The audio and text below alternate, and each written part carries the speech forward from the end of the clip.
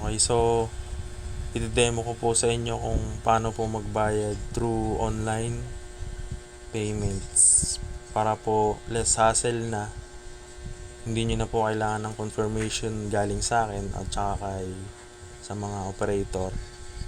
Automatic na po pag nagbayad kayo doon sa mga payment channel natin is marireceive nyo na kagad yung payment confirmation, magte-text na kagad at mag-email sa inyo. Try po natin ngayon. So, bali punta lang po kayo sa email nyo.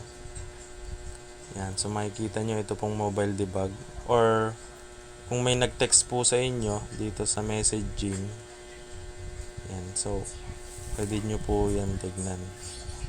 Yan, pero dito po tayo sa email.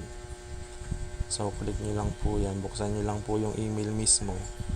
Then ito po yung bill nyo, ito po yung invoice. So click nyo lang po tong account login. Tapos login lang po kayo. Ito po yung sample account, sign in. Yan, so ito po yung account natin. Tapos kung titignan nyo po itong bill dito sa itong side na to, may bill na ako na 10 pesos, sample lang po. Click nyo lang po yan. Tapos payment po, ito pong payment. Click nyo lang po yan. Tapos payment lang po ulit. Then mare-redirect na po kayo dun sa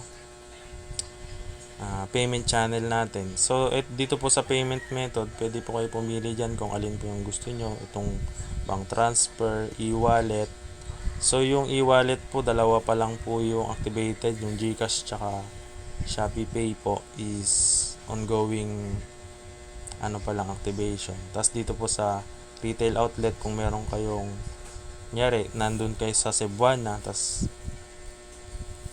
natanggap kayo ng mga ng mga remittance, pwede rin po kayo magbayad doon para isang lakad na lang.